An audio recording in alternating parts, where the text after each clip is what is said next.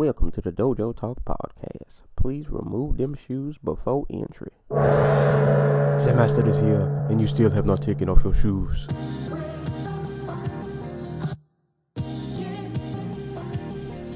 Yeah.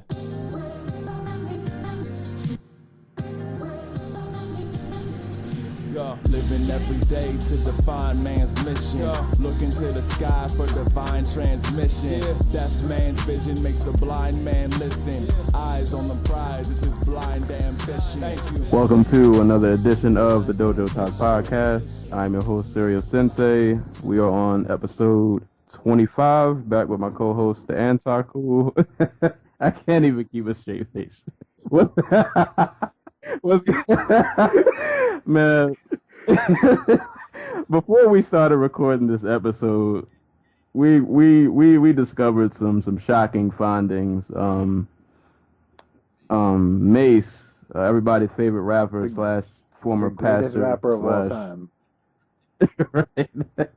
So Mace is signed to E1 Music, which I guess in conjunction, at least according to Wikipedia and somewhere else I saw, is with Ice Age Entertainment, which, if you guys remember, was the label of the greatest rapper from Houston, Mike Jones. That was his label. I'm sorry, who? So, and Mike Jones is doing commercials with lawyers and, oh man, yeah, a lot. We spent like the last 20 minutes talking about ringtone rappers. Right. And I'll let you throw out your tour idea. This was your idea, and I co-signed this wholeheartedly. We're only like 5-10 years away from these dudes coming back and doing just one gigantic ringtone tour, and it's gonna be sponsored by Verizon or AT&T or maybe like Nokia. But like, you just gotta take it back, and like they perform inside like a flip phone. Like the stage is just one giant flip phone. And it's going to be headlined by either Soulja Boy or who was the other dude?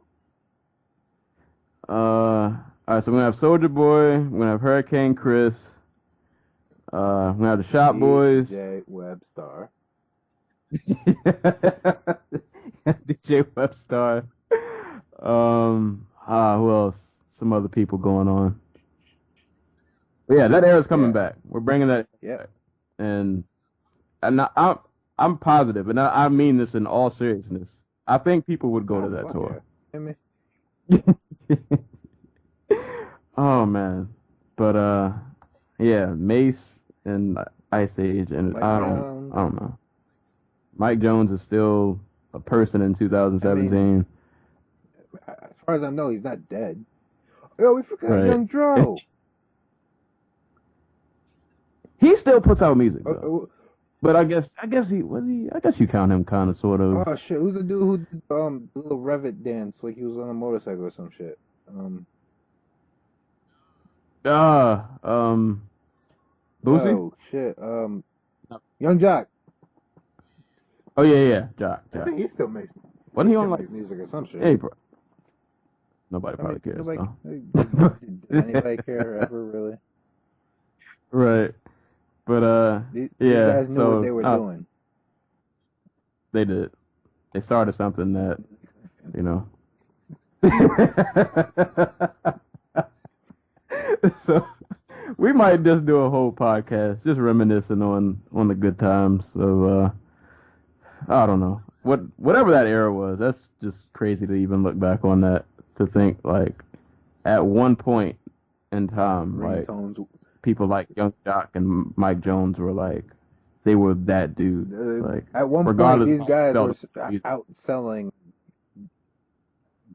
AZ and Kanye West when it came to singles. That is like, how many of the people who actually like heard those songs like actually heard like the entire songs and just weren't listening to the ringtones?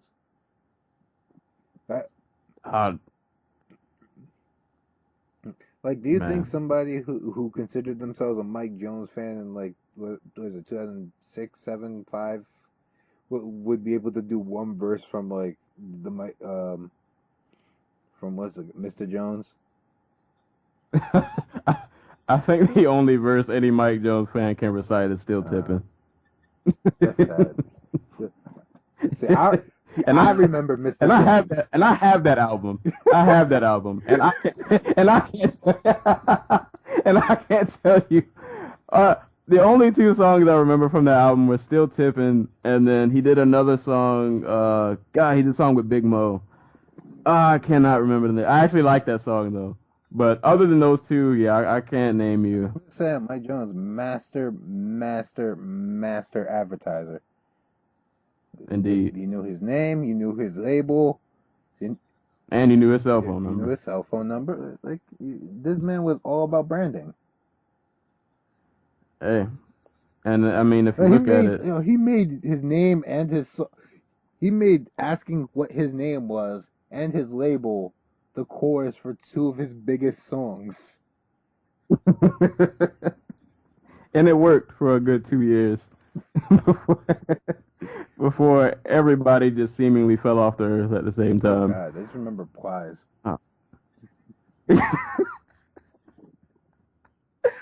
Oh man! All right, we'll get to these fights 'cause I could do a whole episode of just, and that might actually happen. We might UFC just 211.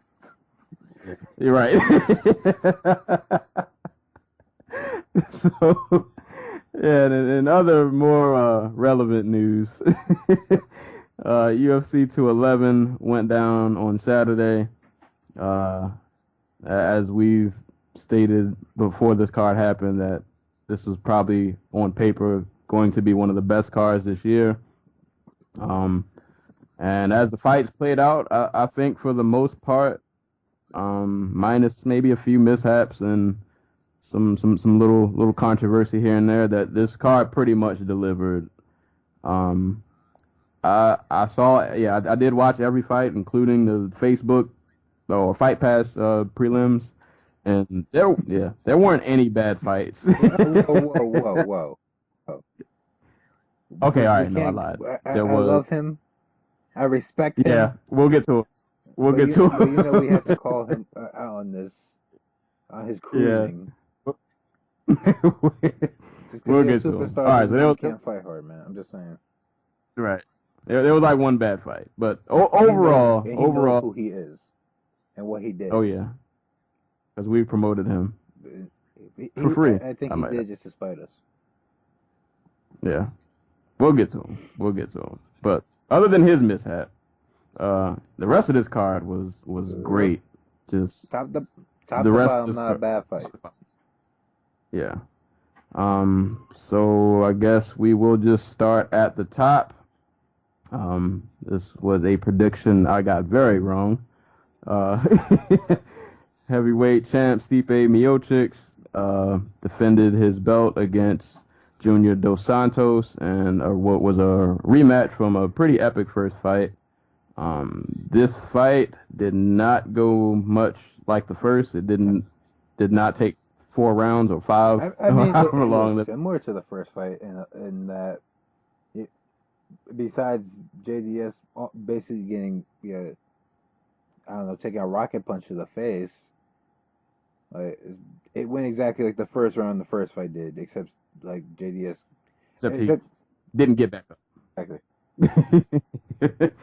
Yeah, Stipe. And I say that ESPN in the background is replaying that punch from when Odor punched Batista in the Texas Blue Jays game. So I think that's a good sign.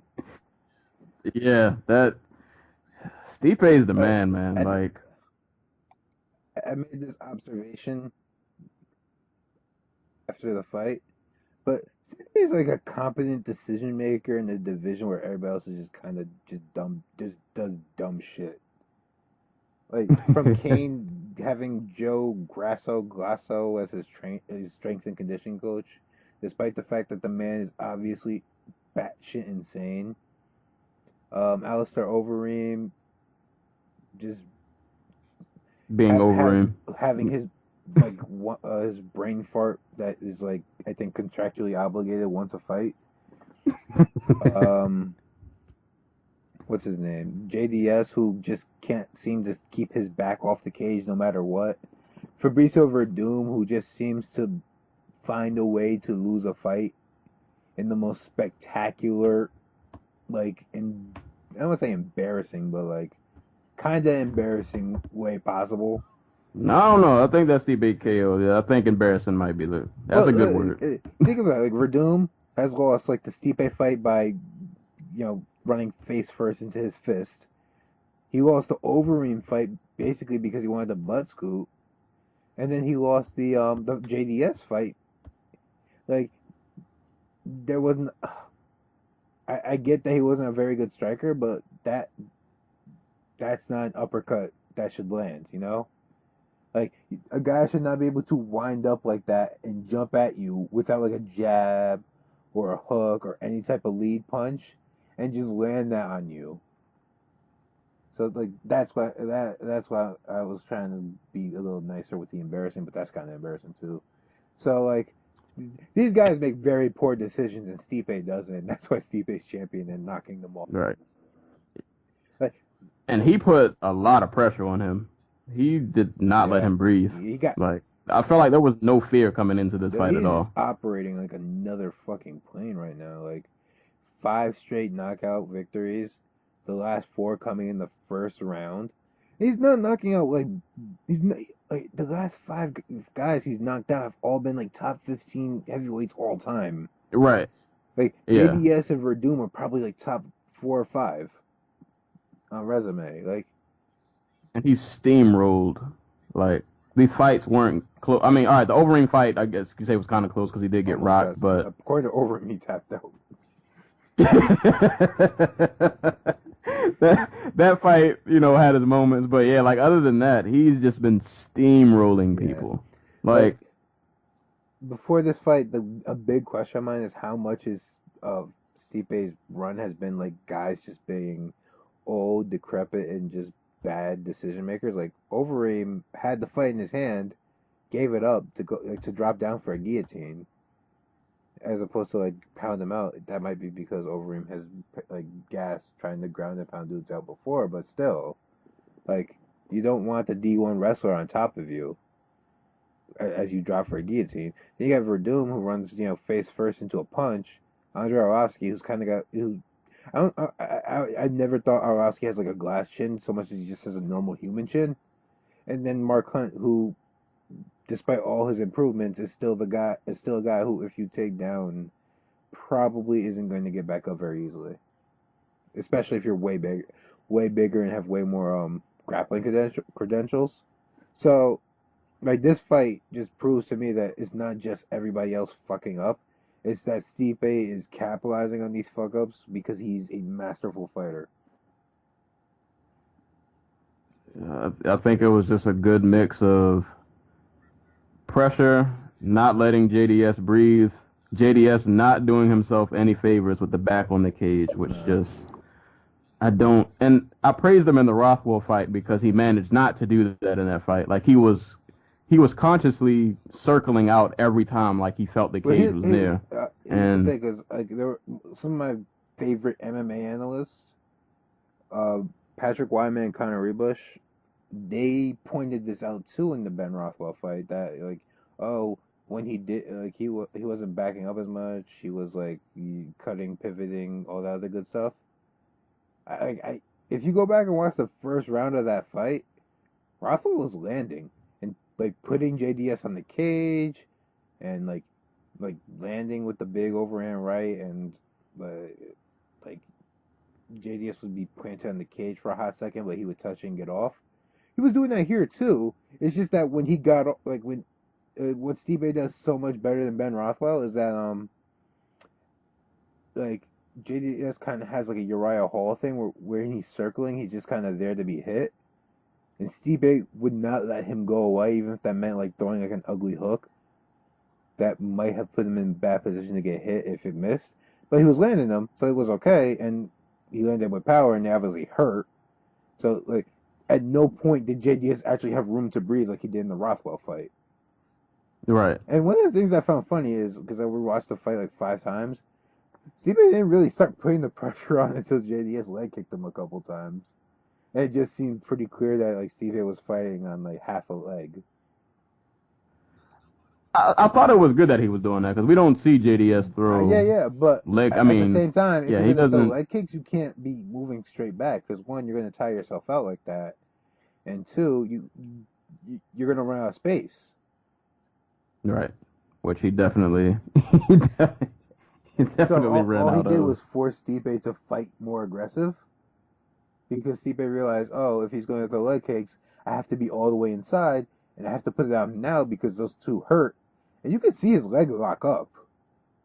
Like there's a point where he throws like this really ugly combination from southpaw, and it's because his back leg locked up. It was the one that JDS was kicking, and he was like a good like 3 feet away from JDS as he was circling away, was still throwing punches, just because his leg was just messed up. He wasn't able to put things together and move with them. And when he did finally put it Oh, together, it felt like this was only this was first round, right? Yep. Yeah, this fight felt like a blur watching it. Like it's just All of Stipe's fights. yeah, it just happened so fast. Like the and fight then doesn't have a that chance to last play fight. out. Yeah, but I guess that's to Stipe's testament, like you said. You make a mistake, and that's it. That's all They're it not even takes. like On mistakes. top They're of just like him, gigantic glaring holes in their his opponent's defense. I can't say this is the case for Junior. I don't think people realize like how athletic Stipe Yeah. is. Like I don't like they walk in thinking that I don't know that they can just get away with some of these lapses and like he's just not like this isn't the same dude that lost to Stefan Yeah. Struve. Like he, he's not that guy anymore. And I didn't know this that so if hypothetically speaking, I think if he wins his next defense, that's beating the Yep. heavyweight record, and that's That's three. 3. The heavyweight title has been basically just a giant game of like hot potato. Yeah. So he's currently All tied right. with So Tim Sylvia, Randy Couture, Cain Velasquez, and Brock Lesnar. So that tells you a lot. so I would say, all right. Hypothetically speaking, the fight that I want to see is Stipe versus Kane. That's the fight everybody wants So to yeah, if Stipe beats Kane, is Stipe the GOAT? see. He is the best Amongst UFC heavyweight champion. Like, believe me, he's in there. I said his current run of heavyweights has just been amazing. It's still like 5, and like JDS has 5. Look at JDS record and see like how many like greats does he have on his record. As Yeah, he came out the gate he has on like Mir, he has Velasquez, he has Carwin, like not greats, but like he has Crocop, Verdum, he has Hunt, he has Stipe too. So like there's still room to go, but like he's closing the he's gap. closing the gap with every fight. Okay. MMA has not been around long enough, and the top guys fight each other too often, even in these WME times, that where if you put a solid run together in some of these divisions, like you get your name up there really quick. Why lightweight seems to have this like ever changing rotation of top 5 guys because you have Pettis who goes on like a 6 fight run where he fights like 6 top 10 lightweights and they're all really good and he just decimates them in like a round, and all of a sudden he's an all-time like great lightweight. Whew. Man, what? Don't know who beats Stipe at this point. Yeah, I was gonna say. I mean, Like healthy Kane, yes. Kane who has to use cannabis to fucking train because it's too painful to stand up. Like, how do I pick him in that fight? yeah. And I know along the line or down the line, I'm hoping if he pans out that Ngannou will make his way up there, but that's still at this point kind of Yeah. far off.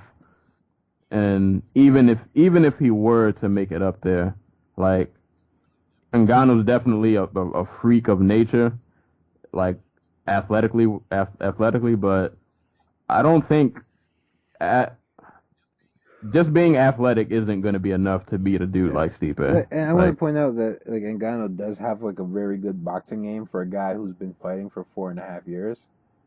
But he's still a guy who's been fighting for 4.5 years. Right. Like seriously, 5 years ago, this man did not know what MMA was. And he just showed up at that gym one day, was really big and had like it was kind of in shape, and the guy was like, "I'll pay you to be big and come punch things in the gym." Like, and now he does it really well. Now he's not former UFC heavyweight champions. Yeah, literally lifting them airborne. Yeah. Like that's going to be a great fight one day. But I hope it's not next. I know people really want to see like a new face, or they want to. Yeah. And the thing is, I don't want to rush him to the top, and then he gets decimated. Yeah, because it's not like I'm against a Verdum or Overeem rematch. I'm 100% against a Mark Hunt rematch.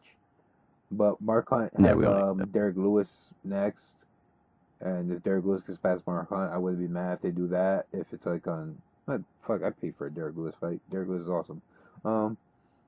Like I'm not against any of those fights except the Hunt fight. So I'm okay with Stipe taking another fight or two in the interim between Ngannou seeing if he's the real deal or not. Because there's no need for him to fight Stipe right now. Because he is essentially the future of the division, if only because he has no lumps and he's relatively young. And Stipe is relatively young. Like, the guy who's only had two tough fights in his whole career. Like, he's 34, but like 34, it's like 20. 34 in heavyweight, you still got some years left. You're 28. Right, basically. He's entering his prime. Like, that right hand that he landed in this fight to end it, that was the best right hand I've ever seen him throw. Like, it was fast, it was powerful, it was accurate as shit. Like, and that right hand takes out probably most of that division. It took out Verdum. Unless you're Roy Nelson and you just have a chin made of adamantium. Yeah. But like, where did this power come from? Like, this is a guy MMA fans were making fun of in the Hunt fight because he couldn't put him away despite beating his ass for 4.5 rounds. And they were like, "Oh, he's not hitting that hard, so the ref should just let it keep going." I think that was probably because people really love Hunt, but still. And then all of a sudden he's knocking dudes out, like those who besides he's never been as that Overeem fight, but power's there. Wherever it came from, it is there. it's very real. Where does Junior go from here? I mean, back into the heavyweight meat grinder, basically. Like, really bad for Junior. Yeah, because I honestly, like, as a huge Junior fan, like, my first thought, well, right after that, I just wanted to cry, but after that, it's like, I don't realistically see him. I mean, thing is with heavyweight, you just never know because that division is so, like you said, it's been a hot potato for forever. Anybody can knock anybody out. But it's like back and he's like back and wins the title and defends it like 3 times, like 4 years from now. Yeah, see, and that's what I was just thinking. I was like, do I realistically see Junior winning a belt again? And I don't think I do. I think he comes back. Of course, he can still take some heads off. He's still JDS. I'm not gonna let a knockout loss sway my opinion of him. But yeah, I don't know if he's that guy anymore. But like, trading wins and losses since like 2012, and like there are no easy fights for him in the top like 5-7 of that division. Like, Rafa was probably the last easy fight he's going to get in terms of like guys who hang with him like speed and because Overeem has proven that he's not going to fall into that game. We've seen him fight Cain Velasquez, and I don't think anybody wants to see that again. Not at all. Not at all. There's the Verdum fight. If Verdum loses to Overeem or gets the rematch, that's the only other fight I do want to see. And I would love to see them fight again. Verdum has enough power in his hands to knock JDS out, but like Does that turn into like a slap fest where JDS just takes a bunch of punishment before the fight's over? But I don't know what next for JDS. Like, I don't know what's next for any of these dudes really. 'Cause, like if they all lose to Stipe again, like there's nobody new for them to fight except Ngannou and Lewis and I guess Volkov. Forget about him. Oh man, but I guess Black Beast and Ngannou, y'all are gonna be the saviors. We're looking at y'all for new blood. But yeah, to be honest though, if those fights were to happen tomorrow, I think Stipe beats Yeah. both of them. I think Ngannou can beat him a couple of years down the line, but yeah, as of right now, I don't think I pick Ngannou over Stipe. And Black Beast, I love him to death, but yeah, I don't think he beats Stipe either. But Stipe is the god right now, man. This dude is. Like, the division's been worse, but it's also had worse champions. Like Stipe is just fucking a beast. I thought like he was my 2016 Fighter of the Year, and it's nice to see that people like are realizing that he's just he is a savage in there.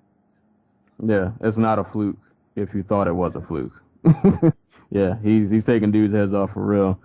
But yeah, that was I guess that's pretty much it for the main event. Didn't last long.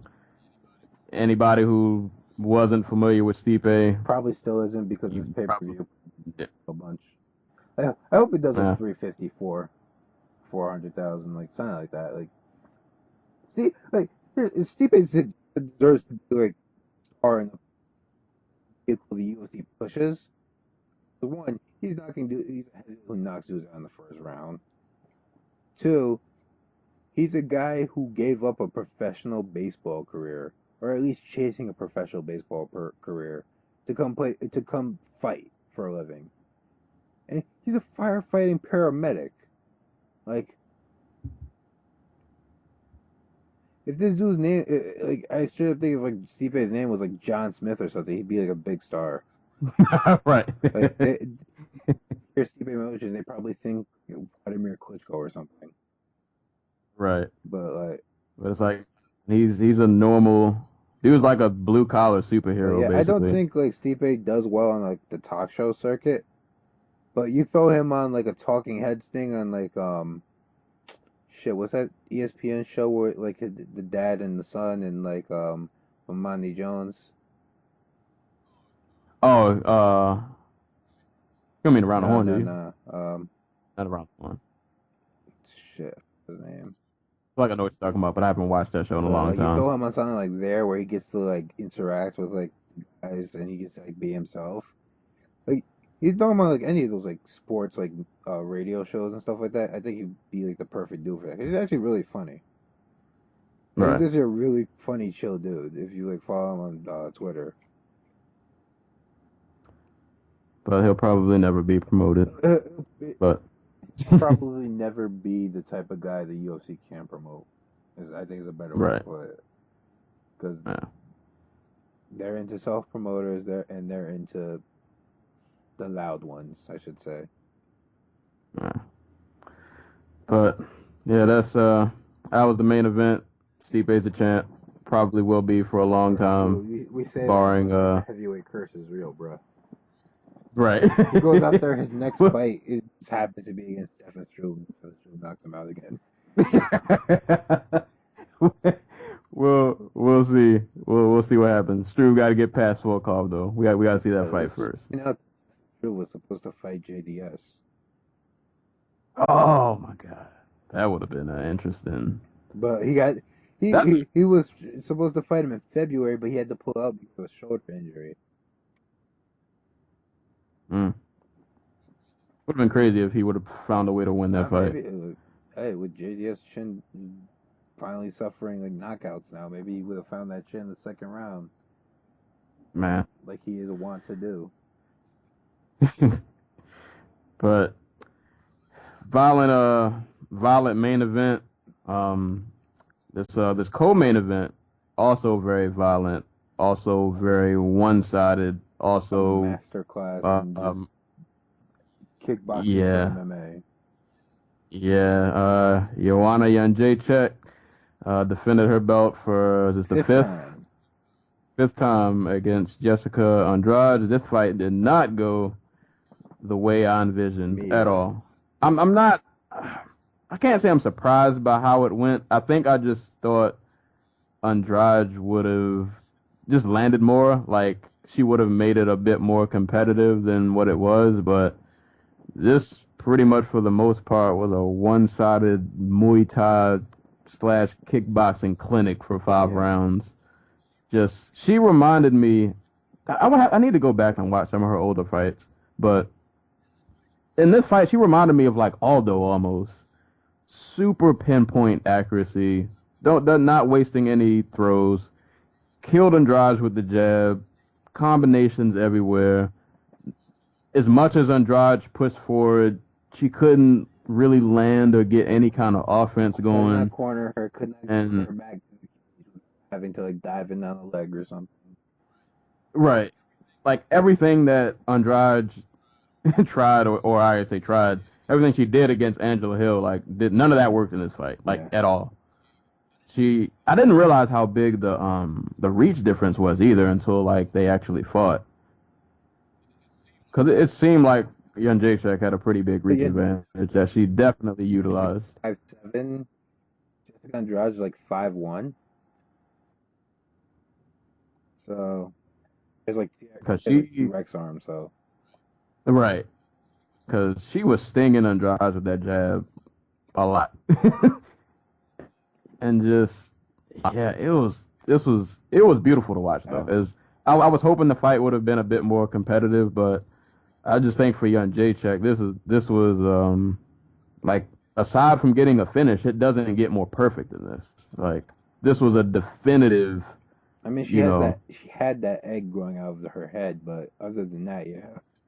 Yeah, other than that, was just picture yeah. perfect. That punch that Andrade landed in the first round, I like that's the punch I thought would eventually would catch Jędrzejczyk off guard, and like that would lead to the finishing sequence where Andrade was like grab a guillotine or something. But it landed up. It landed up on the forehead, and it was really the only punch Andrade landed in the whole fight.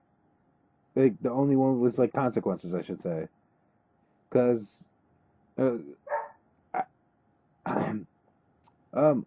yeah, Jędrzejczyk just assaulted her with her entire arsenal, the jab, especially the low kick. Because I can't remember the stat, but like I think she landed something like 70+ low kicks. I say speaking of strikes, that she broke her own record, Yeah, I most strikes believe, landed of in the total UFC strikes title landed. fight. It was 225, I think, and her former record I think was Yes. 220. And just think about that. She landed 225 significant strikes. Like 70 of them were leg kicks. Like all the head kicks, the switch kicks to the head. Everything. Like, yeah, it was just a masterclass. Joanna Jędrzejczyk is top 2, 3 strikers in the UFC. You'll see. Regardless of gender. Regardless of gender. Female fighter of all time.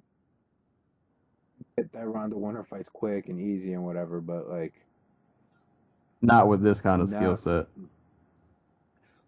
And I think you could argue not even the skill set. I would even go as far as to say maybe like level of competition. If you look, I think they're close. I will I think they're close. Of competition, like in terms of athleticism and like technical prowess. Right. Yeah. That's not in terms of like accomplishment, because Miesha Tate is one of the top 5 female fighters of all time. Yeah. But like when you get your Alexis Davises and your Sarah Kaufmans, I don't see them as more technically or athletic efficient as like a Claudia Gadelia or a Andrade. Right. Like a Carla Esparza. Like Joanna is fighting a diverse array of characters who are athletically maybe not as as good as she is athletically, but like these are They're fighters. not far off.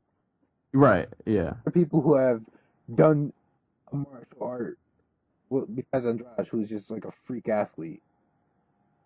These are people who have done martial arts their entire lives. They are not hobbyists who got into the sport. Like Carla Esparza has been wrestling since she was either a teen or like a child, and Claudia Gadelha has been doing martial arts since like she was a 5-year-old with abs. And she's beaten all of these, most of them, considerably, like decisively. Yes. And This run hasn't had a lot of close fights, minus the second, well, the Gadelha fights, but like yeah. Other than that, she soundly just ran through everybody. it's see things getting any harder until Jessica Andrade gets with somebody like Girl, and like And that's what I was thinking actually. Like right after this fight, it's like after you decimate somebody like this, who's next? yeah, Who even next down the line, like not named Gadelha, really realistically poses a threat? no, poses a threat friendly than any of these other women, probably close to Pena. Pena, I mean, in the way that like, she's a solid, she's a way more advanced striker from range than Pena, but at the same time, she's not going to beat Jędrzejczyk from range.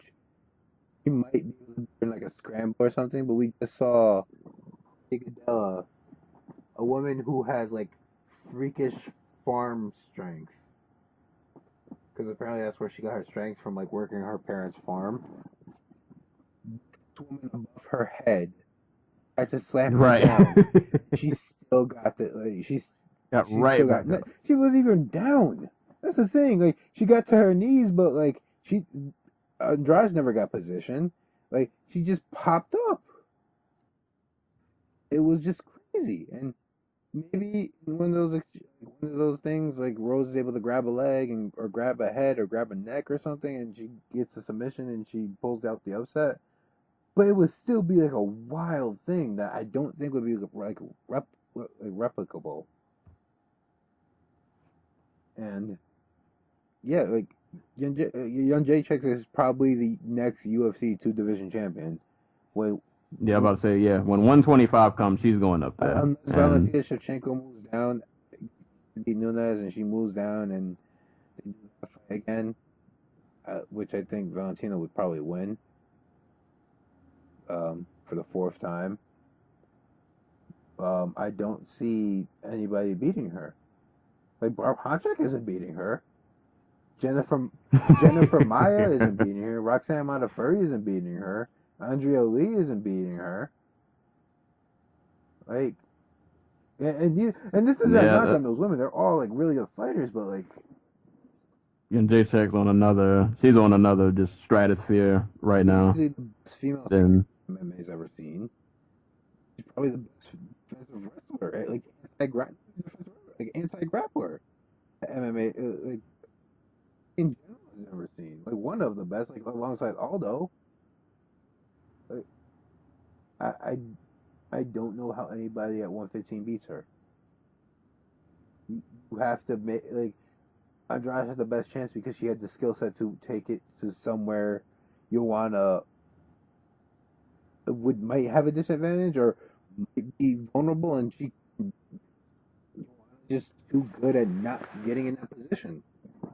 Right, and she never even came really like I said. I mean, other than the knot she put on her head, but like that was the only slight moment of danger, like that entire fight that she faced, and she got out of that pretty. I mean, all right, she got a mark on her, but after that, it was back to cruise. It was back to smooth sailing. It was back to just a clinic of just strikes from any strike you could think of. She threw and landed. It was crazy.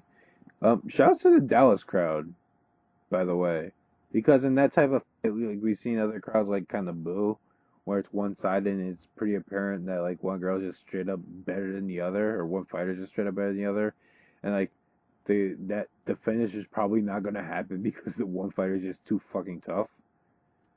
But like Right. they were in it, and it's just watching Joanna work.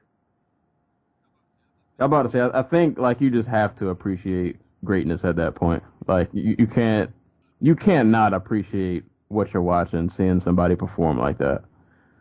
And like I like her because she's one of those champs that despite her whole having this reign for so long, like she's still going after it. She's not cruising in fights Yeah. or she's going for the kill I every never time. get the sense that like she's taking her foot off the pedal. Matter of fact, she's freaking just pushing it down the accelerator. Like that Goodell Right. fight is just like, if you ever want to see what like a champion looks like, that's the second Goodell fight.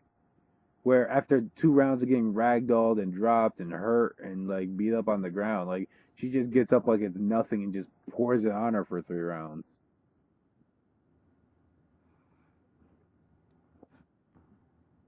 We might be looking at the future women's GOAT. She might be the women's GOAT already. Right. So, yeah, I'm about to say if not already. I'll say let her tie the record. She's one And fight then away. She's yeah, one fight away. units away. Yep. Hey, did you see Rose during that fight? No, I Like, didn't. her sitting next to I want to say Amanda Nunes and like Amanda. It was her, Amanda Nunes, and oh my god, it's sitting on the tip of my tongue. I should know it. Nina Ansaroff, duh. It's them just sitting there and like it's just Rose Namajunas sitting there with like the most sourest look on her face after the fight. Like shit, how do I beat this woman? Yeah, I'm about to say if you're a challenger, and you see that fight, you can't really. I get it. You're a fighter. You're confident in your skill set. It's like I can't. It's just like Yeah, yeah, but you gotta know like you're in for. It's gonna be a mountain night. climb here. Right. Yeah. Yeah. It's. You're not gonna leave that fight unscathed whether you win or not. You're gonna. Yeah, I would not feel comfortable having her on my fight schedule. That's not a contract I feel comfortable signing. That's what we're Yeah, not fighters. but exactly. But yeah, man, Joanna Jędrzejczyk, animal. Just no other way to put it. Just straight, just Like, animal. if there's another fighter I hope finds an audience. I think it. I hope it's her. She has not been around that long. Second fight in the UFC was on the first JDS Stipe fight card. Wow, that Her was only 3 Two years and a ago. half years ago. 2.5. She has fought so much since then. It makes it seem like longer. She fought 3 times in 2015. She's fought 3 times. Well, she fought twice last year because tough, and then she just fought this year. Nah. Partly because Andrade wanted another fight before she fought her. Well, yeah, I have nothing else to say about that except yeah, man, the GOAT, the GOAT, man, just unbelievable performance. And props to Andrade though, she survived despite 71 leg kicks. She still kept pushing forward. She didn't lose that fight due to lack of effort. I'll say I look forward to seeing what Joanna does at 125 when she doesn't have to cut so much weight. Right. Because we think she's bad now. Like, whew, Might get like there's a woman who didn't cut to 115 until she got to the UFC. Like I'm talking like amateur, freaking kickboxing, Muay Thai career, and now. Like she didn't. I think like after she knocked out Rosie Sexton in like Cage Warriors, she was like talking about how she didn't want to do 115 because like she felt like it would take too much away from her. Oh, look at her now. Yep, killing it. So yeah, if you're 115 pounder or 125 pounder for that matter, You're a 115 pounder. the You're road, praying that 125 opens up and she just moves up. right? Yeah, but yeah, that was our co-main. So both champions kept their belt intact definitively. This next fight, which was pretty interesting when the fight got announced, also was an interesting fight to watch. Uh, Jiu-Jitsu god Damian Maia taking on Jorge Masvidal. Ended up being a split decision. Who would you score the fight I for? scored it 2-1 for Maia. Yeah, I think I did the same. I think I gave Jorge, was it round 2? I'm pretty sure that was around. Yeah, I think I gave Jorge round 2 and Maia 1 and 3. Jorge did more damage in round 2 and 3, but like it was literally like at the 2:30 mark in each round when Maia got the takedown. The first round, I think he actually hurt Maia. Like the second one, I think he was just like not the first. The second round, I think he actually hurt Maia. Them like second guessing himself and things like that. Like the third round, I feel like he like cruised a little bit more. He landed, but he wasn't landing like in combination. He wasn't really hurting Maia. I mean, And Maia, I'm pretty sure we mentioned this before. The chain wrestling, like he goes for a single. Oh, I can't get the single. I'm just gonna go for something else. Like he just doesn't. He doesn't stop. Anytime you think you sprawled and you got out of danger, like it's you not sprawl, over. he just gets under you and like just goes into half guard and then sweeps you. Like Right, he and did it like twice. it almost. Yeah, and it's weird because I feel like if any other fighter did that, I'd be like, what are you doing? Like, like that's not a good idea. But like when Maia does it, it works all the time. And yeah, kind of like you said, I guess you could say Jorge probably did deal out more damage, but Maia spent the majority of this fight pretty much in control in terms of just grappling. I think he spent like the whole first round on his back, pretty much. He spent like yeah, oh yeah, I forgot. You meant like Yeah. Maia. Most of the first round was just a Yeah. backpack. And then, yeah, I mean, Jorge did good the second round. I think he got off a few good kicks. But, yeah, Maia just kept those takedowns, man. I think that's kind of just what sealed it. Just chain takedowns, constantly going for the takedown. And then he was fishing for submissions also. So it's not like he was just laying and praying. Like, he was being active. Hey, watching Just- Maia is like watching a really good like knockout guy, like knockout puncher.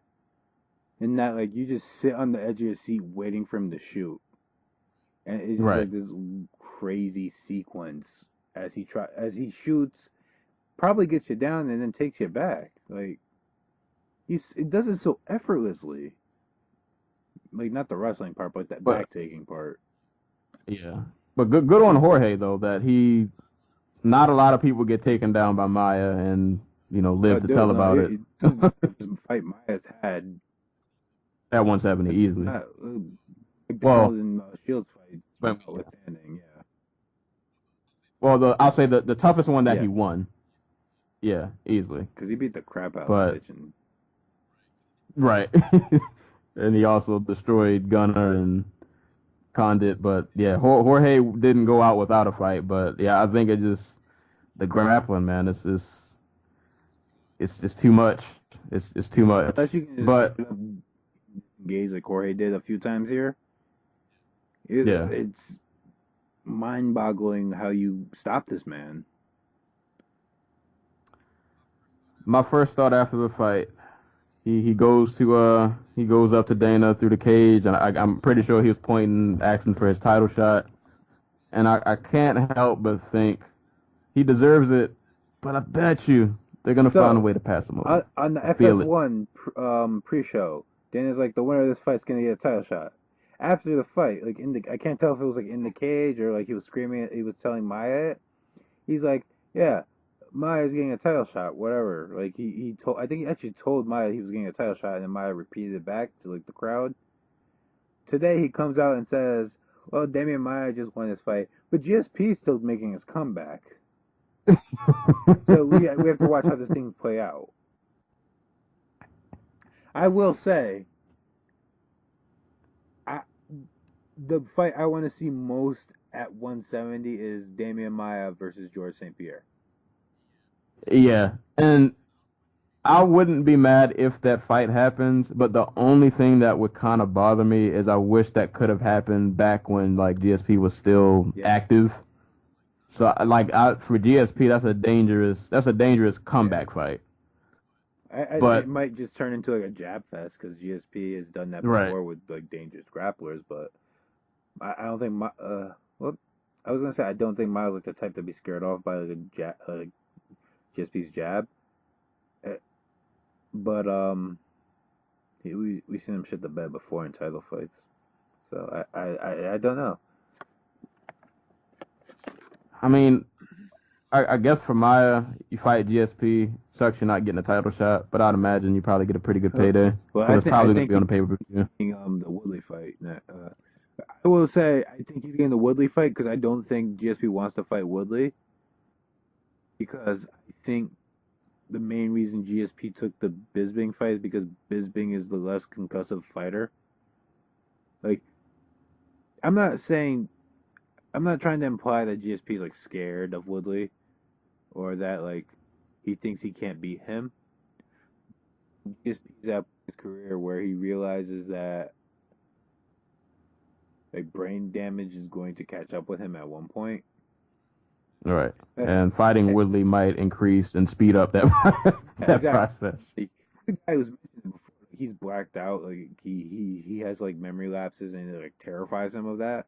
Like he's terrified of that. Yeah. So it makes sense, you know. Like he wants to come back, he wants to fight the best, but he also doesn't want to fight the guys who will. The idea that he was ever gonna come back after like what he went through in the Hendricks fight, like was always insane to me. I would have loved to see it. I've seen it. Like maybe not like 3 years afterwards. Like maybe like a 1 or 2. But Maya would be if Maya were to fight Woodley, which I think GSP will just sit on the sidelines and be like, yeah, let him fight Woodley, and then I'll fight the winner of that fight, and he's going to hope that Maya wins. Even if I think Maya is probably the more 50-50 fight. If only because I'd be worried what Maya can do on the ground. Yeah. More than I'd be worried what Tyron Woodley's going to do on the feet. Cause we've seen people stump Tyron Woodley on the feet before. Pressure and jab, a la Rory McDonald. So I'd be curious. So I'm not going to be surprised if Maya gets a title shot next. Despite the fact that WME's and I don't think Dana White has ever forgiven him really for the Anderson Silva debacle. So it'll be interesting. We'll see. It's definitely well deserved though. I hope he get it. 39-year-old comes and takes the UFC welterweight title. Like tell me that's not fun.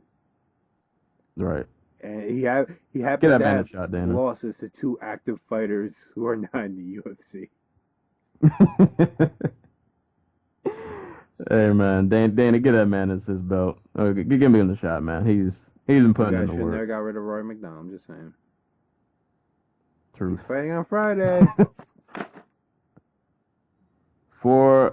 that? Oh, that's not a belt. I forgot. No, he's not a belt. But if he wins that fight, he'll be getting a title shot. So.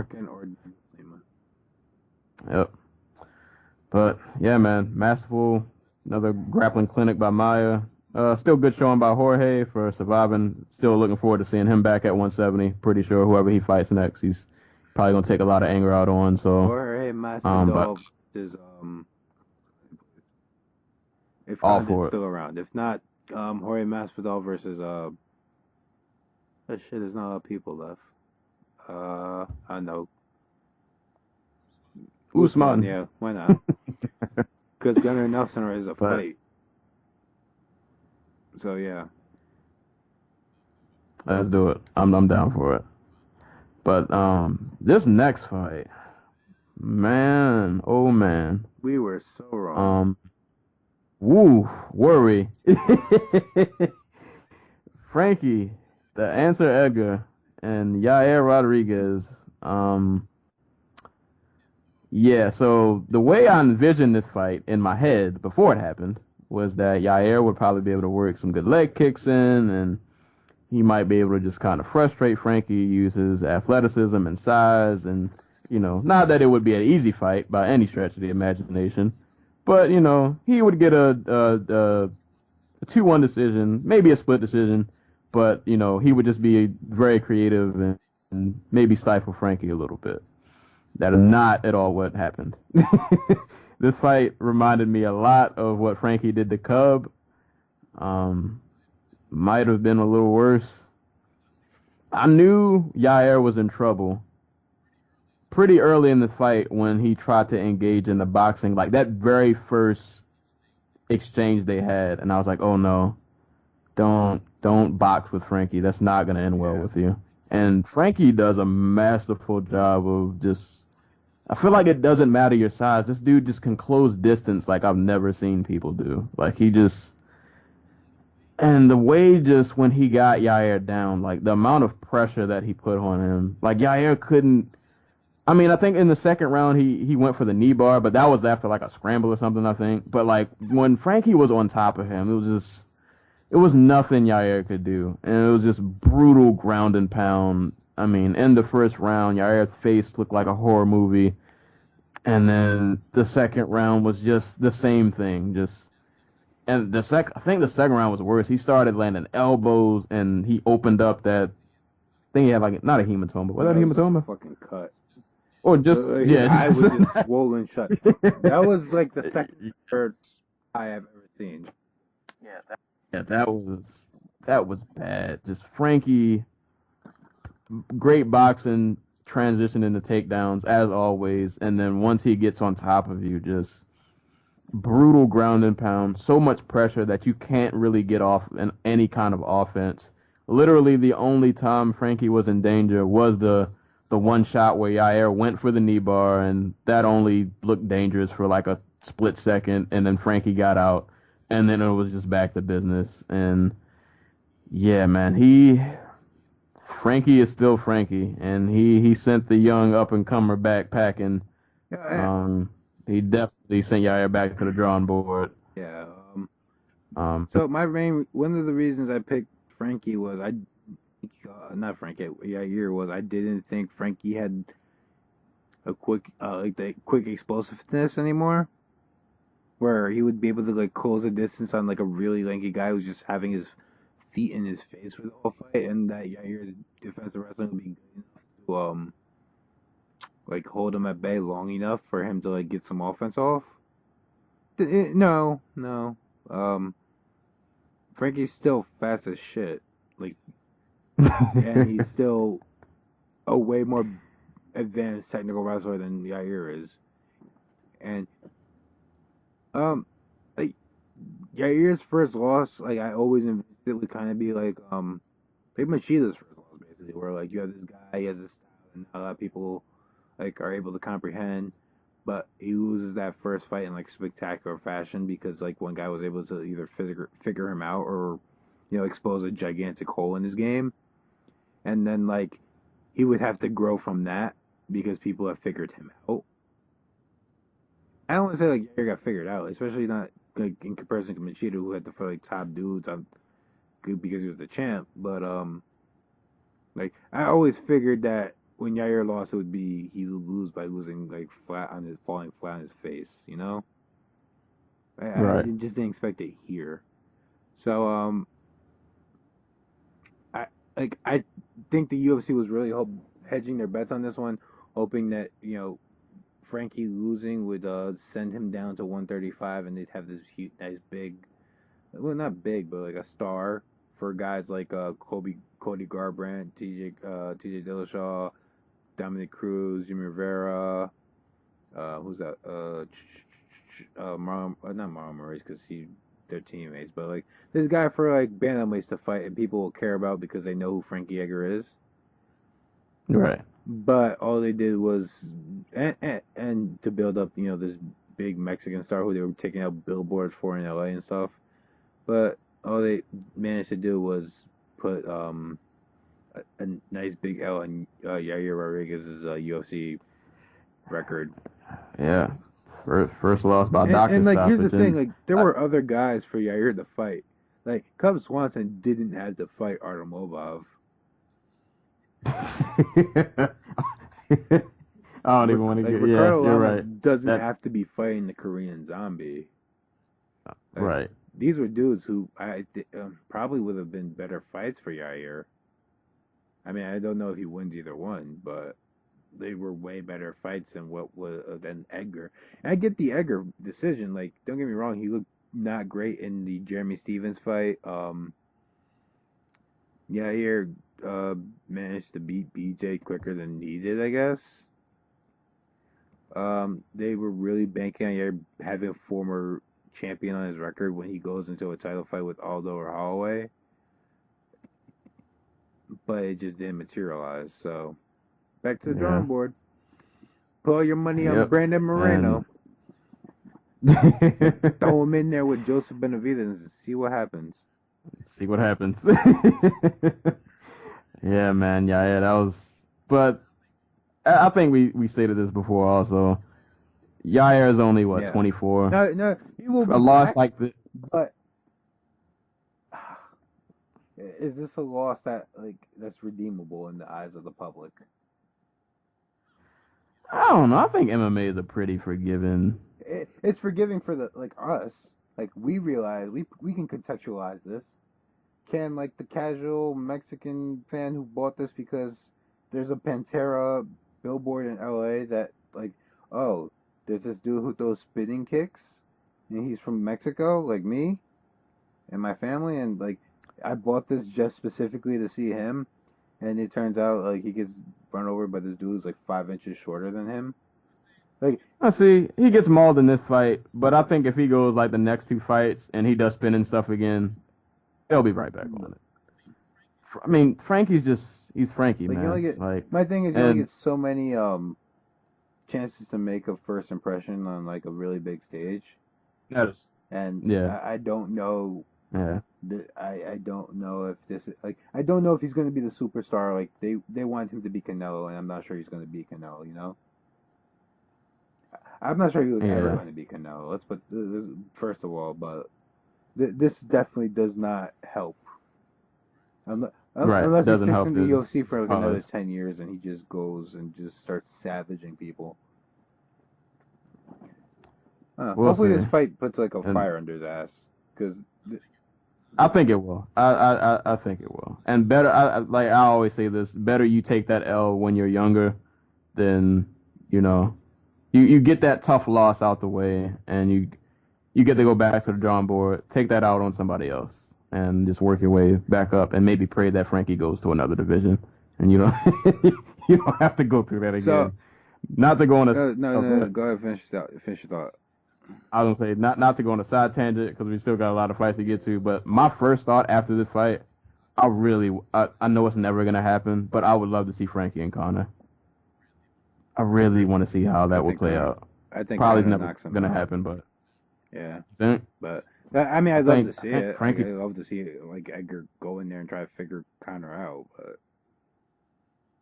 but I think Conor catches that chin. I don't know. I think Frankie. I think Frankie does. I ain't gonna say it looks like this fight. I don't know. It'll probably never happen. I probably shouldn't even think about it. But it was passing thought. I'd love to see Frankie Cody Garbrandt. I'll tell you that right now. Yeah. I'll say, yeah. I mean, at 45, unless Holloway beats Aldo, because I think Frankie can beat Holloway. But I love Frankie, but I don't think he beats Aldo.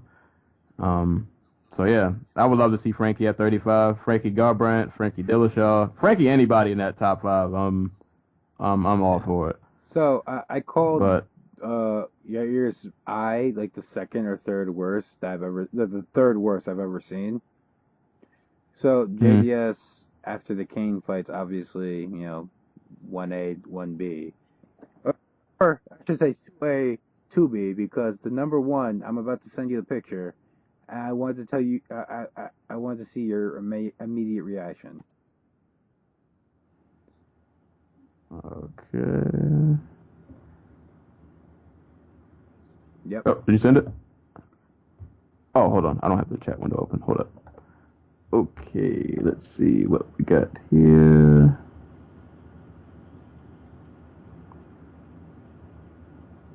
All right. Whoa!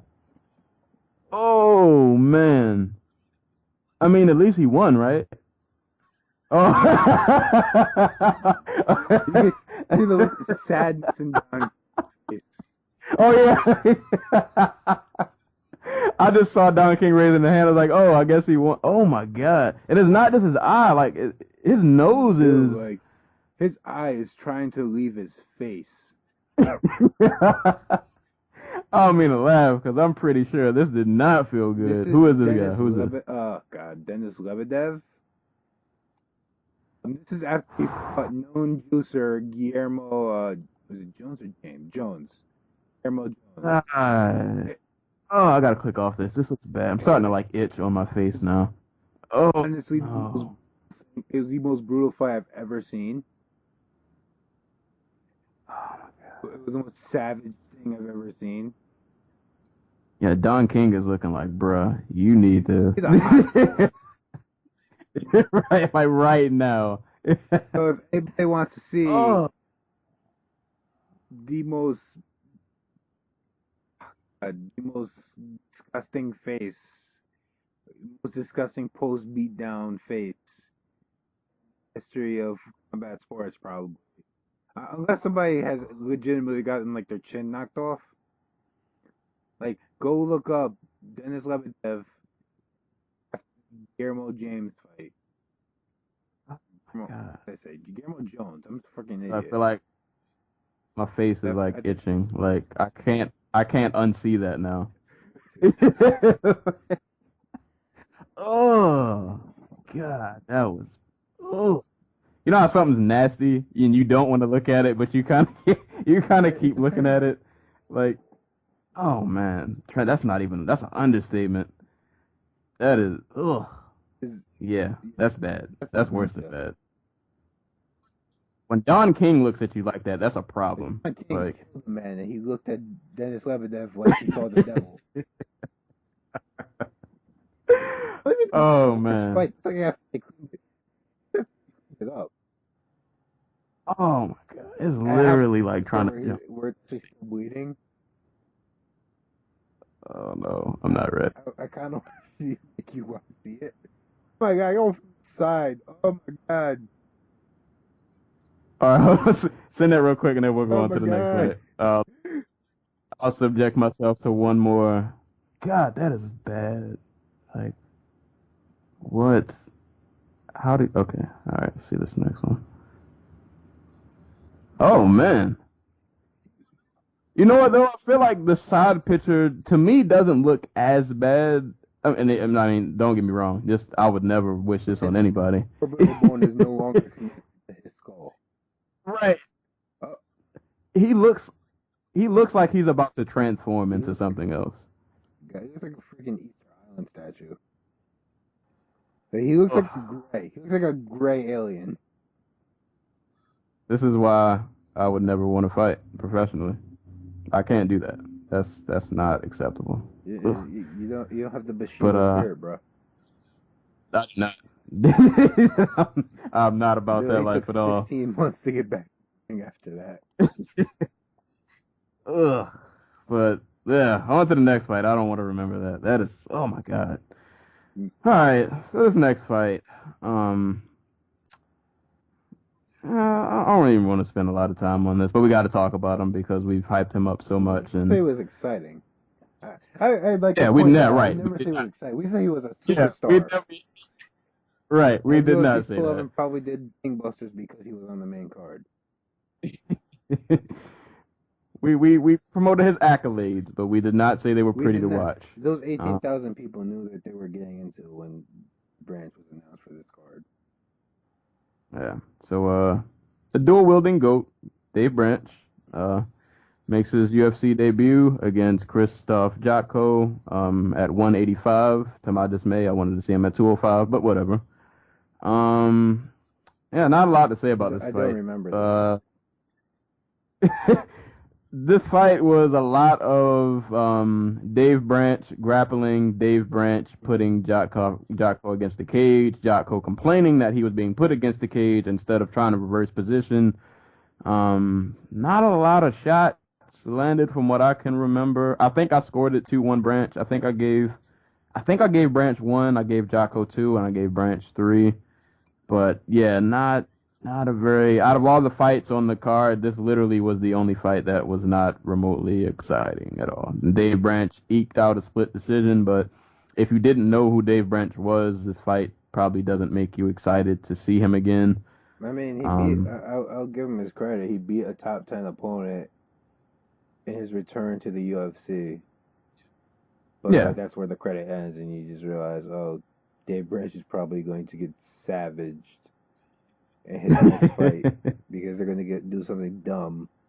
Well, not dumb. Yeah. Like, they're going to do something like give him, I don't know.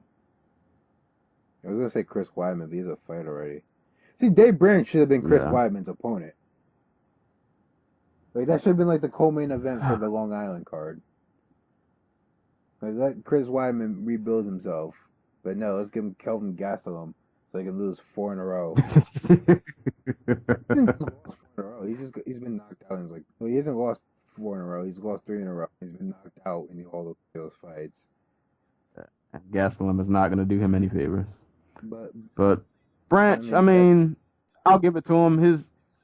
I do like he is a really good wrestler, very competent wrestler. But like, it was like once he got Jocko on the ground, he didn't really do much. And like I said, a lot of the rest of this fight was just kind of clinching against the cage and Jocko complaining but not doing anything to change his position.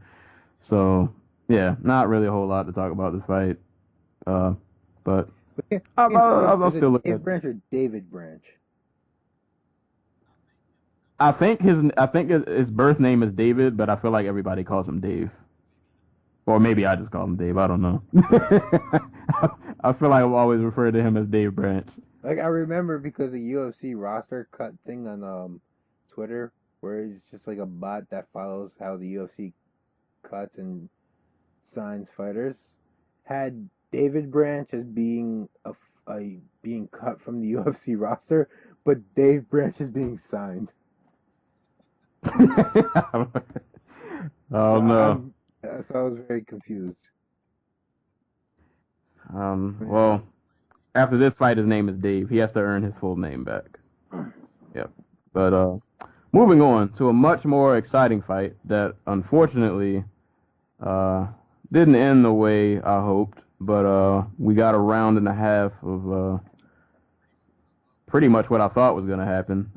Dustin Poirier taking on former lightweight champ Eddie Alvarez. Dustin looked really good in that first round. He looked really good until basically the end of the fight. Right. Dustin in the first round, I don't know if Eddie was just tentative or Dustin was just beating him to the punch, but Dustin seemed to be a lot more active in the first. Eddie couldn't get much off. Dustin was landing a lot more than a jab, actually. He was picking Eddie apart. Yeah, he was giving Eddie the works the first round. Second round, Eddie did come out on the second round a little more active, a little more willing to engage, but Dustin kind of quickly got back in control, and it started to look like the first again. And yeah, and I gotta talk. Yeah, the sequence. So Eddie threw, I think, a right uppercut, and Dustin did this beautiful parry that like reminded me of, trying to think of who I've seen done this. I feel like I've seen like Hopkins do this before, but he did a beautiful parry and like countered with a left, and it was kind of weird because I felt like the hit didn't register right away, and then like half a second later Eddie realized like, oh snap, he floored me, and like, you kind of see Eddie's whole body almost just give out, and then yeah, Dustin just swarmed on him, and but no, because long story short, Eddie eventually fucking lands on Dustin, and like Dustin looks like he's about to be knocked out. And it happened so fast in real time. And here's the thing: like Dustin was actually literally beating on him. Like for a good minute, it looked like Eddie was about to be out on his feet, and then he just starts swinging. no looking, like just like no shit's given, just swinging like he was in a bar fight, and just connects. I think it was a left. It was a really short left that landed that I didn't even notice in real time. Because, like, in real time, you just see Dustin beating on him, and then Eddie swings back. But you don't really think he's landing, but apparently it did land, and then Dustin just stopped swinging for like a second, and then they switch positions, and then Eddie tees off, and just wild. That whole finishing sequence You see, was just... this is why I picked Eddie to win this fight, because Eddie can come back. Like I think Eddie is like a way better fighter at just like not winning fights and then just all of a sudden winning them than Poirier is. I also figured that like Poirier wasn't going to be able to get Eddie out of there without having to go through a sequence where Eddie would have time to recover. He wasn't gonna one-shot him or anything. His fight went almost according to plan until the very end.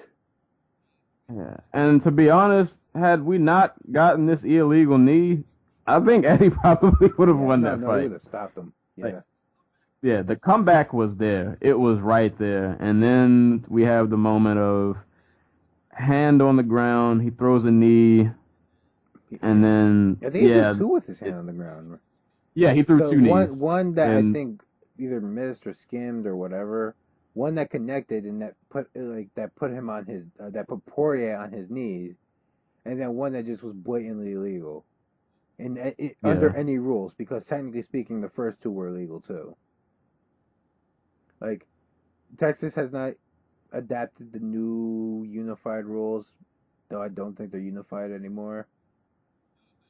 Yeah, I was saying, do you think that's a problem that, like, seems to vary from state to state, that, like, the rules are just different? The reason the UFC doesn't have soccer kicks when they go to Japan. Like, you want that uniform rule, you want a uniform rule set so that things like this don't happen. Like, where a soccer kick in Japan for like the lightweight title wouldn't be considered illegal if it was to happen in California, you know? Right. It's unfair. Yeah. So yeah, it ends in a controversial knee. A lot of chaos in the cage and time to deliberate, and then turns to a no contest. I think Poirier is appealing. He's appealing to, I guess, to make it a DQ. Because he gets his win. He gets his win bonus.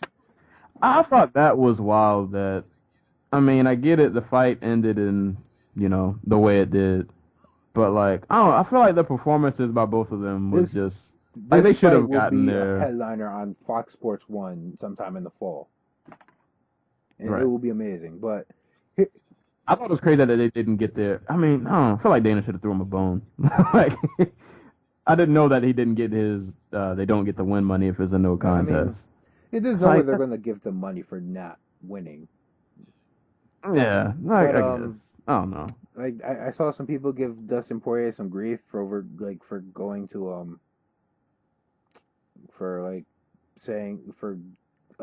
appealing for like the DQ. Like, dude, their win bonus is like half their fucking pay. Like, right. Of course, I'd go for the DQ if I thought I had a case. And, right. And it's not like he doesn't. I can see if he didn't have a valid point, but the knee clearly illegal. That should have been a DQ. I love it. I picked him to win this fight. It should have been a DQ. And I'll put out there, I don't think Eddie's a dirty fighter. Dude, like at that point, like he has been beaten up. Yeah, I think it was like heat of the moment. It was just one of those unfortunate, just situations that time to time, unfortunately, it just happens. I love what Jordan Breen is hypothesizing that this is Herb Dean's passive-aggressive protests against all the states not having unified rules. Because certain states, like my home state of New Jersey, Texas, Ohio, have kind of just broken off to do their own thing. The guy is no longer the president of the ABC. So, Herb. Oh, man. Herb Dean, the mastermind.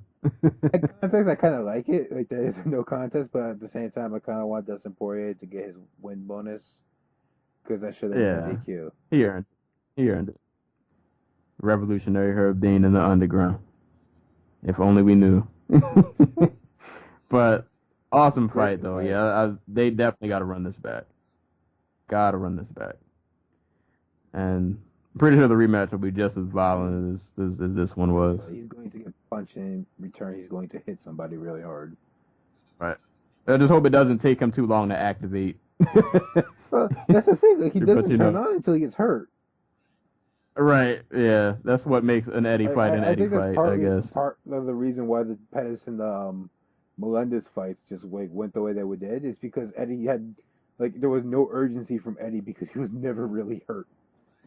Right. There was no opposition. He wasn't taking shots, so he didn't feel the need to cut it on. But great fight nonetheless. I forgot we didn't mention that was the headliner of the prelim. So Moving on. man. And I guess just really quick, I really love if for like some of the more loaded UFC cards where like they have 2 title fights that are really interesting and some contender fights that are that have some implications but maybe doesn't have like the names like this one did. They were able to convince Fox and FX to have their prelims cards because and they gave him a great like if you can stack a prelim full of just like action fights like this one had, that's going to drive up your pay-per-view. And if you have like double the audience on like FX or Fox, like you're only going to increase your chances of selling, right. And they delivered a great prelim product, to say the least. I guess we'll go through. We're at about 1:20, but we'll go through definitely some of these prelims because go to the very next one because that was some star making shit.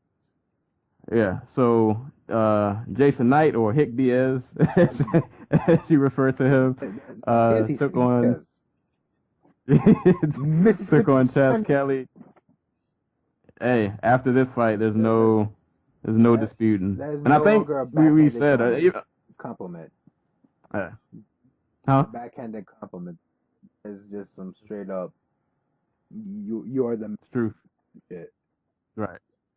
And I think we said it, and I saw other people say it that this low key could still fight of the night. I'm sorry.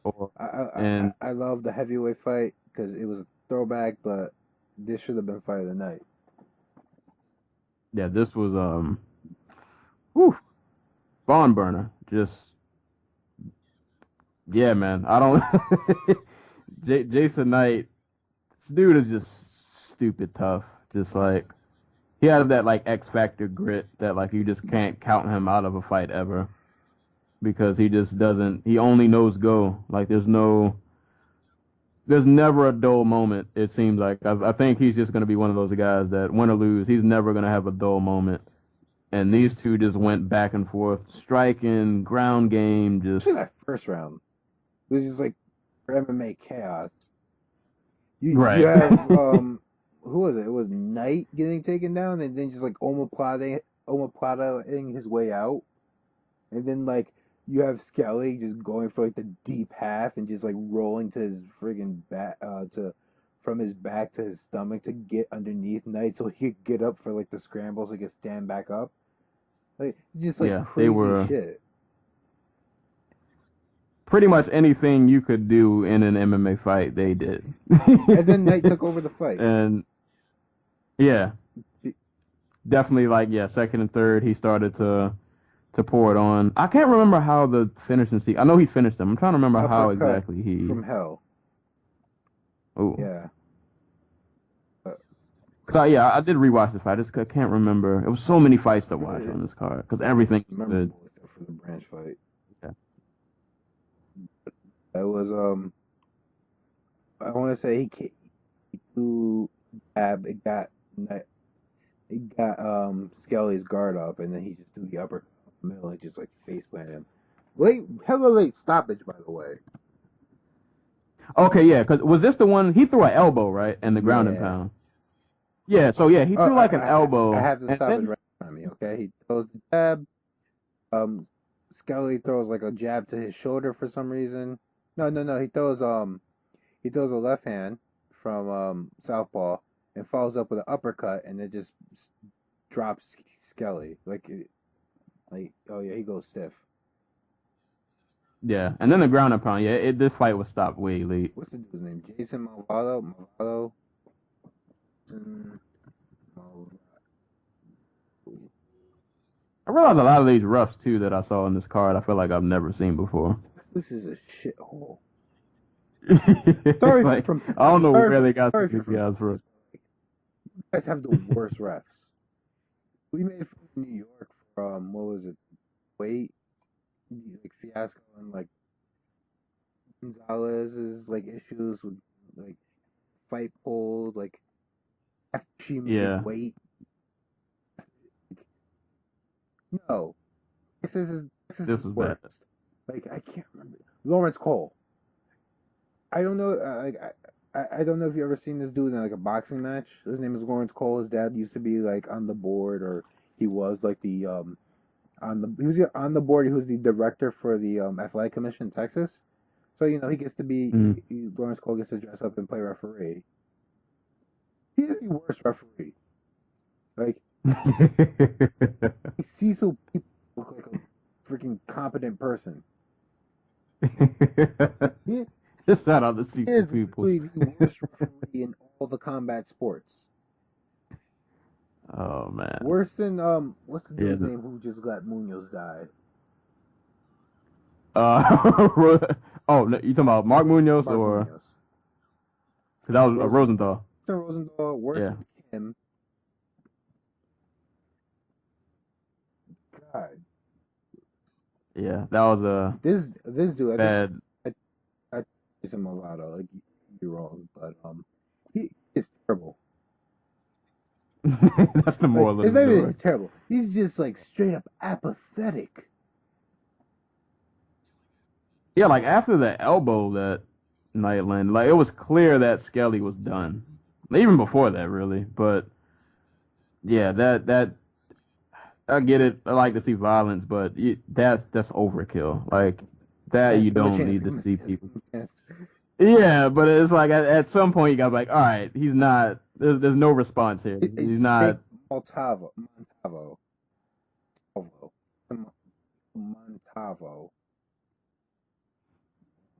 Yeah, you gotta protect the fighters, bro. you can't have people in there just getting killed like that. But shout out to Jason Knight, another exciting fight. This dude just goes. He just goes. I'm gonna skip around real quick because I want to mention the James Vick and Marco Polo Reyes. That KO was beautiful. I want to skip a bit. Fuck James Vick, because James Vick is the only reason we see Lloyd Irvin's face in the UFC anymore, or in MMA in general. So fuck him. Yeah. That's all I have to say about this fight. Oh boy. I straight up hate the fact that Vick is sticking with this motherfucker. Like, I thought that gym didn't collapse after. their fighters left. James Vick and Mike Easton's sister, Sojourner Eubanks stayed, and I think they're his biggest two fighters right now. I could be wrong, but yeah, fuck James Vick. Fuck Irving. There you go. Garbage. Look up the KO though. But as people, yeah, I won't co-sign. I will not co-sign them as individuals. Yeah, as individuals. Where there are so many just garbage people. Like Lloyd Irvin is like top 3 worst people in MMA. Yeah, I honestly didn't think he would still have a gym anymore, but It amazes me that he still does. And he still has supporters and defenders and all that other good shit.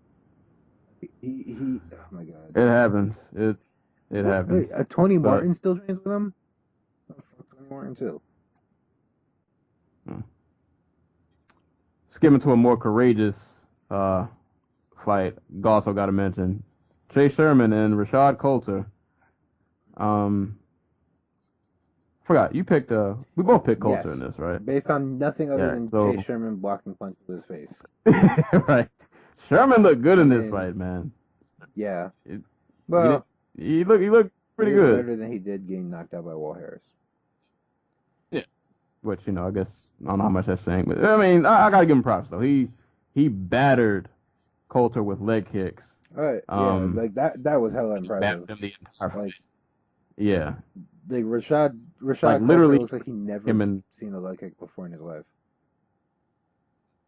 And literally he had him turning and just like running from leg kicks. But I mean, props to Coulter. He tried to mount what could have been a crazy comeback had he pulled it off, but he ended up eating a pretty nasty KO. Dude, elbow. You're underselling Coulter here. He almost knocked out Chase Sherman on one leg. He did. That would have been like, had he pulled that off, that would have been up there. What was the fight last year? God. Well, what was some comeback fights last year? What was it this year? The Elkins. Yeah, was it Elkins? Elkins Bektic. Yeah, like that was almost one of those comeback, like a comeback of that proportion had he pulled it off, because he was getting beat in that first and a lot of the second. he was getting beat on pretty bad, but dude, yeah, a lot of heart to stick in that fight and still was throwing bombs till the very end. Like you said, definitely caught Chase. He was there, man. The comeback was right there, but he couldn't close the show. Ended up eating a pretty nasty elbow that bent his leg backward, and yeah, at that point the ref just kind of had to step in and save him. But that was an awesome fight, man. A really awesome fight.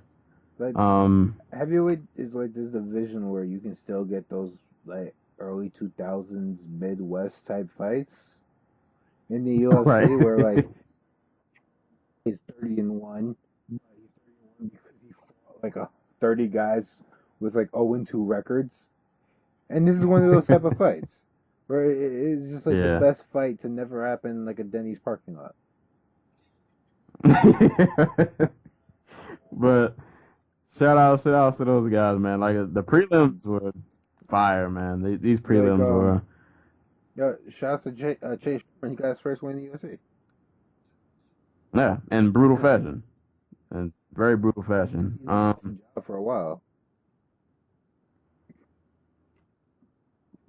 Want to see the Jiggly boys like get in each other's face and just throw down. All right, and that looks like that's pretty much his specialty. But I guess we'll glance over these last three. How'd you feel about the Courtney Casey and Jack fight? Courtney Casey is like super, super, super fun to watch. Her growth will be like incremental. Like she got taken down every time Jessica Aguilar wanted to take her down.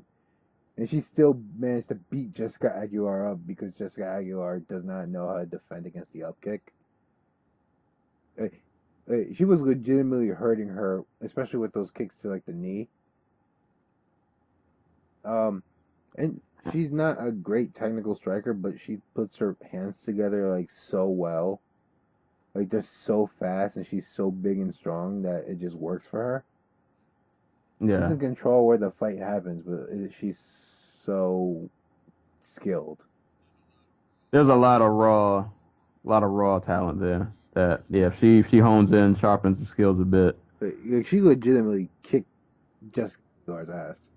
And yeah, I mean, Jag got takedown, but I don't remember really any memorable moments of things that Jag did, other than like she landed that right at the end of the first round, which might have been after the bell. I can't remember. Yeah, but other than that, she didn't. There was no type of offense. I mean, you get takedowns, but she didn't really do much. Right. Didn't do much with him. So yeah, impressive performance from Casey. I'll quickly gloss over. I actually only watched this fight this morning. Enrique Barzola and Gabriel Benitez. This was a pretty fun pretty fun fight, man. Pretty fun fight. Enrique looked good. Enrique, What? really, I like both of them. I do think Barzola probably needs to work on the striking. I mean, no. I got them all mixed up. My bad. Benitez. Hold on, no. Who won? Zola won. I'm confused now. It was mostly on the strength of the fact that he just took down Benavidez whenever he felt like it. Okay, yeah, okay. I'm getting my people confused. But yeah, that was a really good. I feel like it was kind of a classic case of striker versus grappler. Testament to just how like solid these tough guys have become after the show when they get like real training camps. Like Training camps, yeah. Also, shouts to man from the homeland, Enrique Barzola, my Peruvian,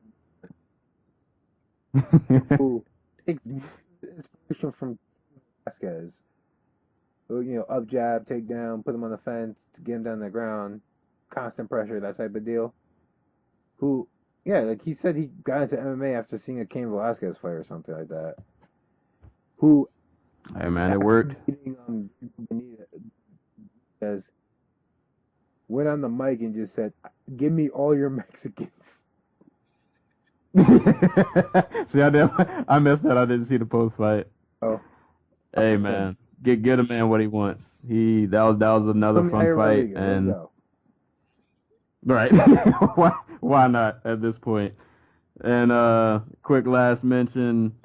I'll let you pronounce his name because I butchered it 30 times already. Anstamarov Antigulov submits Yochim Christensen in the first round. Via rear naked choke. An incredibly simple, easy fashion. They literally just took him down, took his back, and got the choke in. Dude, this is a monster choke. Like, did you see that squeeze? Like, it did not. I don't remember this fight much, to be honest. All he did was grab his biceps.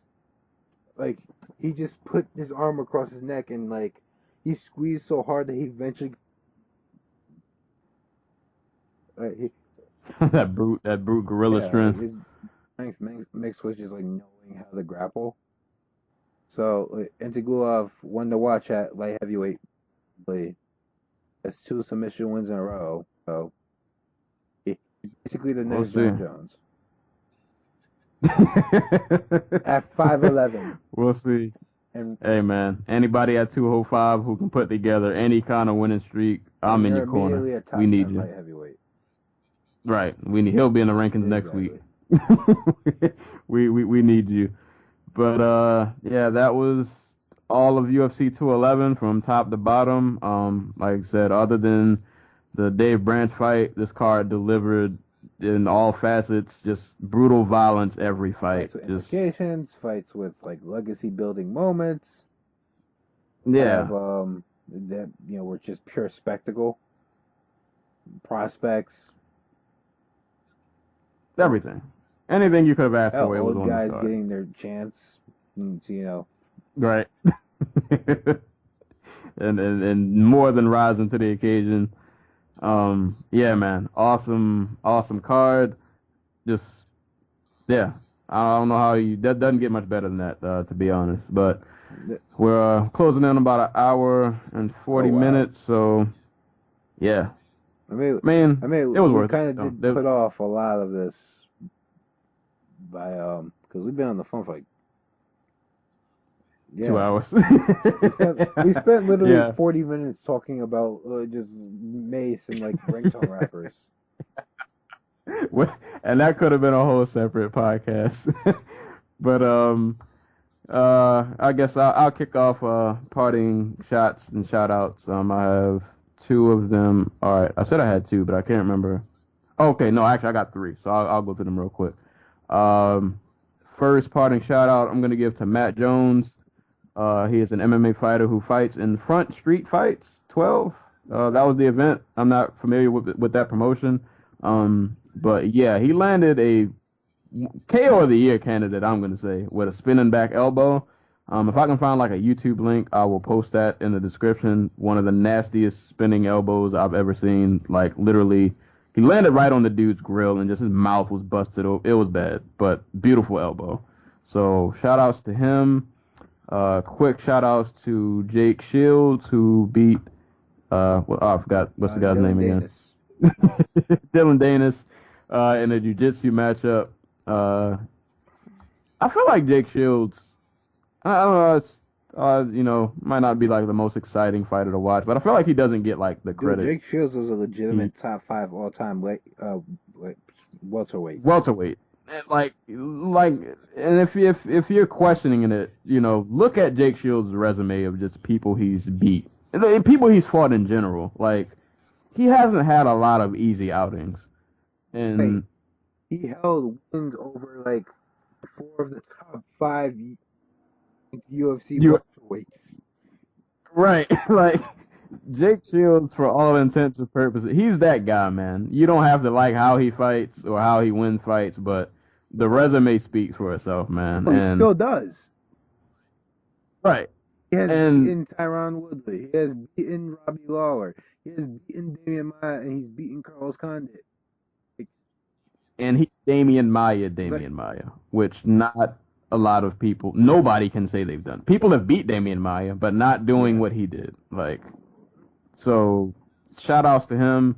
And my last shout out, because we always, all right, aside from the Cub and Lobov matchmaking, we're not a fan of that matchmake, but Joe Silva, who recently got inducted, or I guess will be inducted into the Hall of Fame, long-time UFC matchmaker. I think he left before WME came, right? Or did he? His last fight that he made, I want to say, was in February or March.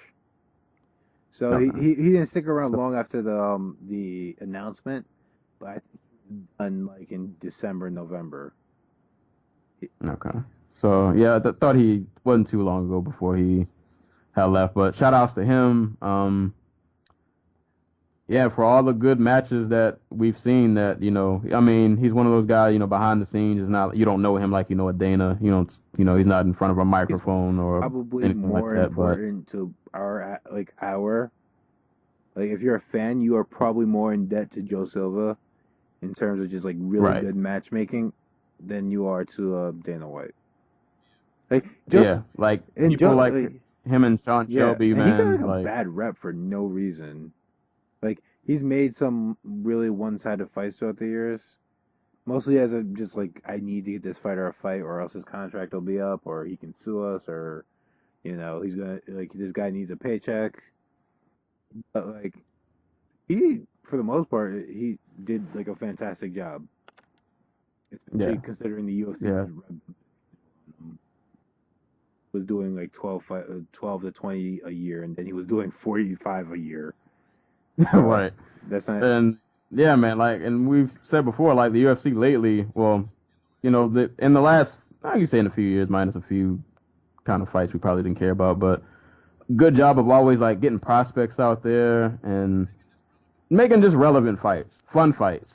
And he's just been doing that for such a long time. And like when people like him leave, or people like a Sean Shelby leave, like it's kind of important, man. Like you need people like that to keep your organization going. Like vision and know everybody on their roster.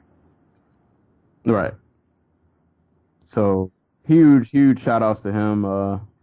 Not sure I don't know what he's doing currently, but I'm pretty sure he's well taken care of. I'm pretty sure he's not broke or anything like that. Cashing his checks and just chilling on his. Like, this is a dude who worked from home. Like, the UFC wanted him so badly that they let him work from, like, Virginia.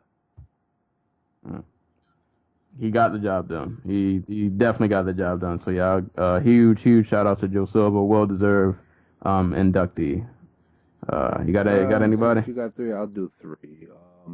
Just to regional MMA, there's some big cards going down. LFA 12, Friday.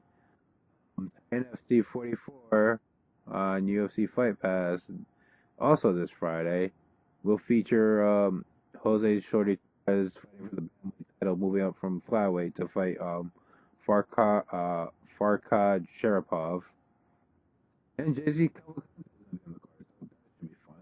And Invicta FC returns this Saturday. Will be on at 8 o'clock Eastern Time. Has Vanessa Porto and Agnieszka Niedvich in the main event in a flyweight fight. Considering that the flyweights are going to be moving to the UFC soon for Tough 26. Maybe something worth keeping your eye out for if you're not, the normal Invicta fan, because there's going to be more than one flyweight fight in this card. Roxanne Modafferi, Sarah D'Alelio, and of course Andrea KGB Lee will also be on the card.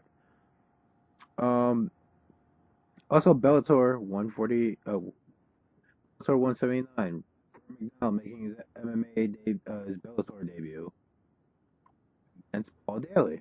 So that is freaking awesome. And he gets the winner of Douglas Lima, Lawrence Larkin, which will be happening next month at Bellator 180. So that's awesome too. Shouts to kickboxing, Glory 41 this Saturday in Holland. Robin van Roosmalen and Rico Verhoeven. So that should be awesome. Always good to see Rasmussen just tank his way through people. Dude, at featherweight, it's going to be so hard for them to find somebody without stealing. Yeah, I don't see anybody out there touching dude. I was stealing Fairtex away from K1 or something. Right. Last shout out, Glow, the Netflix series. I finally released the trailer recently. It might have been today, actually. I don't actually know. But if you're a fan of professional wrestling, if you're a fan of women's professional wrestling, you're a fan of 80s wrestling, you're a fan of Allison Brie, Annie from Community, yeah, this might be for you. It's on June 23rd, I think. I saw somebody post a link. I just wasn't familiar with it, but yeah, I've seen people be pretty hype about it. I am so freaking hyped. It has wrestling and Brie. Yeah. I'll have to check it out then. I saw somebody post it, but yeah, I wasn't familiar with it, so I didn't look at it. But I'll have to give that a... If you watch professional wrestling at all, if you've ever seen it, it might. Yeah. All right. I'll definitely give that a look. Each of the Glow performers had her own rap song, personalized lyrics using the same backing track. Oh my god! They went all in. This is legit Glow. Each had their own rap track. Amazing. Might be a hit. There's a wrestler on this show. I'm trying to figure out who it is.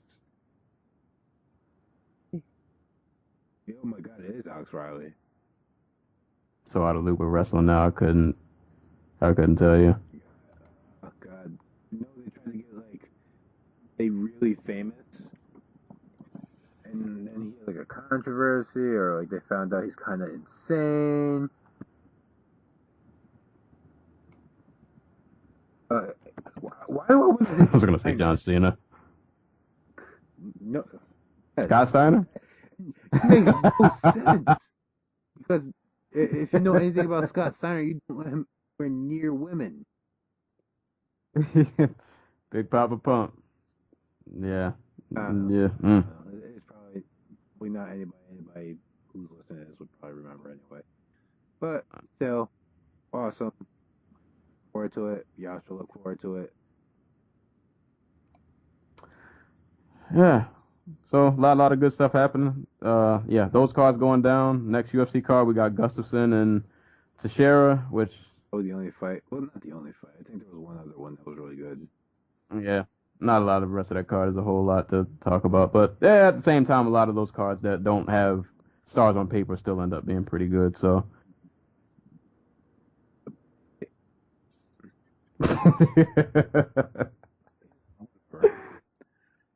We'll see. Oh, Pedro Munoz is fighting. Yay.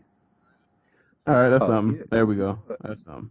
I don't know if I should save it or I'm going to just say it now. Why is Merbek Taisimov fighting on freaking prelims in Sweden? Who? Taisimov. He is a lightweight. He is 1, 2, 3, 4, 5-1 with 4 KOs in the UFC. And the UFC just seems to refuse to give him better competition. I don't know why. His only loss is Michelle Prazeres, the guy who just like choked out Josh Bergman. I don't get why he's fighting on the prelim in Sweden on a card where he could have easily been the main. Fought someone and given us like a new match. Oh, also Volkan Ozdemir and Misha Serkinov. All right, so we got little sprinkles of somebody. It's not like there aren't people on this card to like keep an eye out for, like Taisimov, Munoz, Abdul Razak Al Hassan, Misha Serkinov, and Darren Till. Dude. Oh, so we got some back. We got some people going. Speaking Englishman. Well, we'll see how that turns out. That main event, I know, is gonna hurt my heart either way, but we'll wait till that happens. And they could just lay on top of each other for 3 rounds. I almost hope that. I just don't want to see Gus get flatlined, but yeah, we'll save that till when we cross that bridge. But got this episode coming out, and then I'll be releasing some other episodes, hopefully by the end of this week also. I'm going to try to at least do one more episode. So if you guys haven't already, just go to your Facebook search bar, type in Dojo Talk Podcast, hit that like button, tell a friend of a friend, tell your coworkers and such. Keep us off the street from selling drugs to your aunt and turning her into a heroin addict. Like you know? That's not a threat, but we'll do it. Right. Give us a good reason to keep doing these episodes every week. Want us reading through your garbage, like. Right. That's not good. We need to stay productive citizens, and if you take the podcast away, we'll do probably not so productive things. For all you guys know, the only thing keeping me from stealing your TV is this podcast. All right. So, for every time you scroll and you don't hit like, that's a TV stolen, and that's a brick of drugs sold to somebody in your family. And your family brick specific. Through your other TV if you have one. Like, I'm just going to throw bricks at it. I don't even want it.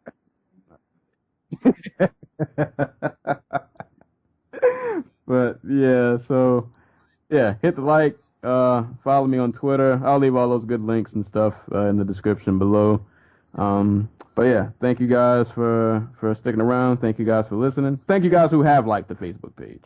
So far. But yeah, this is been another episode of the Dojo Talk Podcast. As always, when people are being kicked and or punched in the face, we'll be there to talk about it. And hopefully we see you guys soon.